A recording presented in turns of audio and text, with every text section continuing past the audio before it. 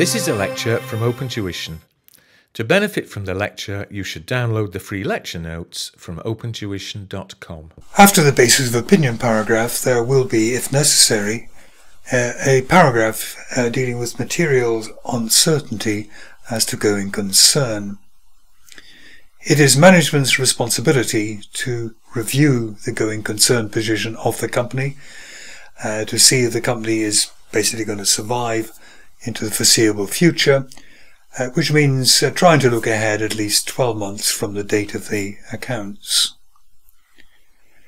It's management's duty to perform this review, and then the auditors will look at what management has done and will seek evidence that the review performed by management is adequate. It seems to be based on as much factual and information as you can get, and based on reasonable estimates, for example, of what the future trading is going to be.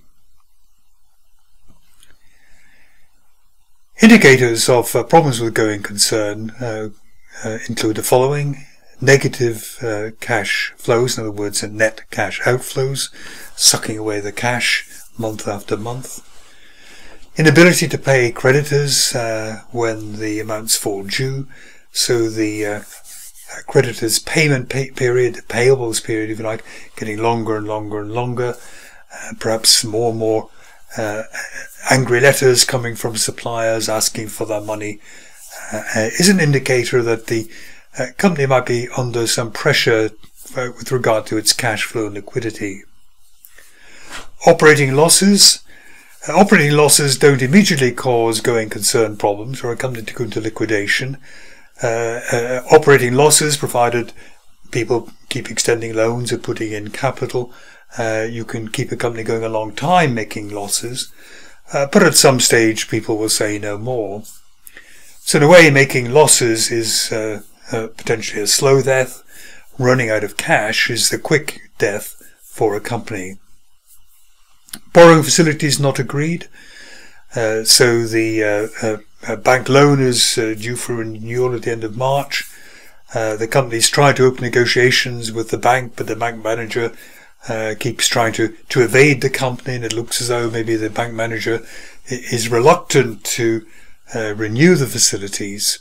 Yet we know that in 3 months' time maybe they have to repay the loan, and we're banking, really, we're hoping that they'll get another loan to replace the old one, and so on. Loss of key staff and key customers. This can give very, very quick kind of liquidity and cash flow and going concern problems. It has happened quite often that you have a company where maybe 80% of its output goes to one particular customer, and that customer stops buying from that client, and within a few weeks, a few months, the client is in liquidation because it finds it very hard to quickly downsize, losing 80% of its costs to match the loss of 80% of its revenue. Technological changes, a kind of strategic risk. The company, again, the sales will slow down.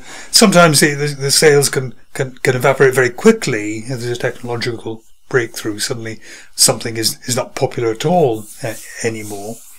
Changes in legislation may make it very difficult or impossible for you to continue.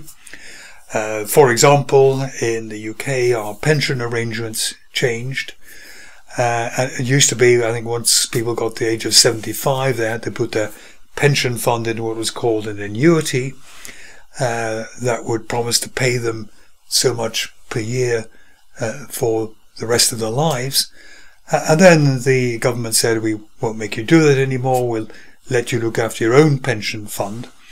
And all of those companies which had been making money by putting pension funds into annuities and giving that sort of advice, suddenly they found that most of their businesses simply disappeared because of a change in legislation. Non-compliance with regulations, you maybe face large fines, maybe the government or the regulatory authority takes away your license to operate, and suddenly you're left with no sources of income, and it's unlikely that the company is going to be a going concern. So these are signs for going concern, or going concern problems.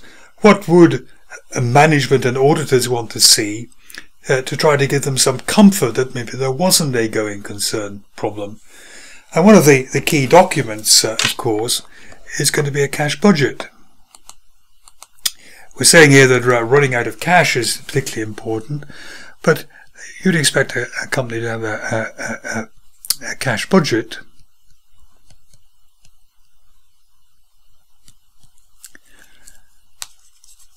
And auditors would look at that, and they'd be looking at the level of sales, they'd be looking at the level of expenditure, they'd be looking at the timing of inflows and outflows, they'd be looking at when the company had to pay its corporation taxes on big outflows, when it hoped to pay its dividend, and a cash budget which looks believable, looks in line with what was happening last year, is not suddenly doubling the volume of sales and the sales revenue and so on, is one of the things they'd be kind of looking at. They will be looking at, again, board minutes, because you'd expect that if there was a going concern nervousness about the board, that they'd be discussing that and thinking of ways to try to replace the finance. You'd look at correspondence with banks to see if the banks seem to be getting nervous or seem to be happy with your client and seem to be indicating that they would renew the loan facilities and the like. But auditors must satisfy themselves that the management has properly assessed going concern and come to a reasonable conclusion. Now, what changes are put into the audit report if the going concern is in doubt? Well, when management reviews going concern and finds it's in doubt, they ought to make a note about that and disclose it in the notes to the financial statements. If that is done, then the financial statements are as good as they can be. They are completely upfront with respect to going concern. Therefore, the audit report will not contain a modified opinion. There's nothing wrong with financial statements, but it will contain this special paragraph, material uncertainty related to going concern, as a kind of red flag being waved at shareholders, and it will essentially say, go and look at this note that the management has set out, where they are explaining the basis of these going concern doubts. If, however, management doesn't disclose that they have doubts about going concern, or indeed if the auditors think there's a difference of opinion, if management thinks there's no problems with going concern but the auditors think they do, then the financial statements are not correct. They should basically contain a statement by the directors to the intent that the company is facing going concern problems, but they do not contain that statement. Therefore, the financial statements are not true and fair, and therefore a qualified opinion is required, or a modified opinion is required. The opinion will be a disclaimer. We don't know. Maybe the directors haven't carried out the review of going concern at all, as they should have, and so they haven't provided the auditors with any sort of evidence about their conclusion as to going concern. So that would be a disclaimer.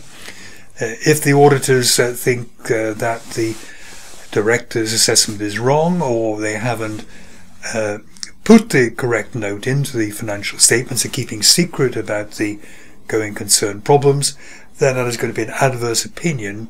The financial statements do not show a true and fair view.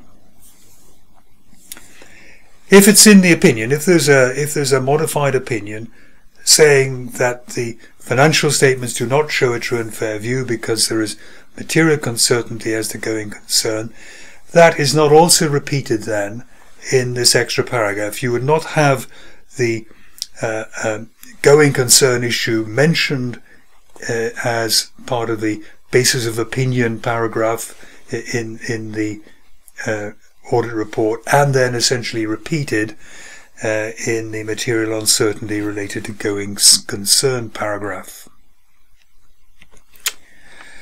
So that's going concern, key audit matters.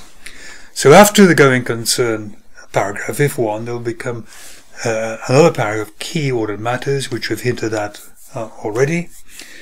This is really areas where there is a higher risk of material misstatement, where there is significant auditor judgment required, and the auditors have really been kind of, wringing their hands to some extent over whether the accounts do show a true and fair view, or there might be significant events which have occurred, or transactions which have occurred, which the auditors have had to kind of look at very closely, scratch their heads over a little bit to see they've been handled correctly.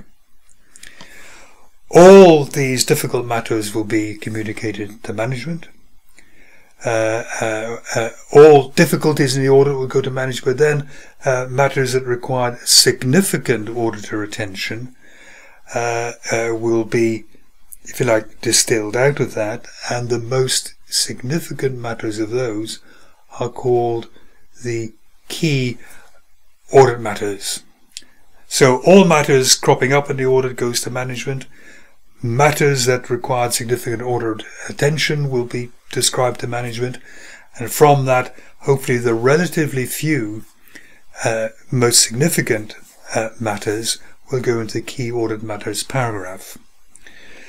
What the auditors don't want, or what the accounting standard doesn't want, it doesn't want that to be too big, because if you end up with 20 key audit matters, I mean, to what extent are they key, or are they just part of an ordinary audit?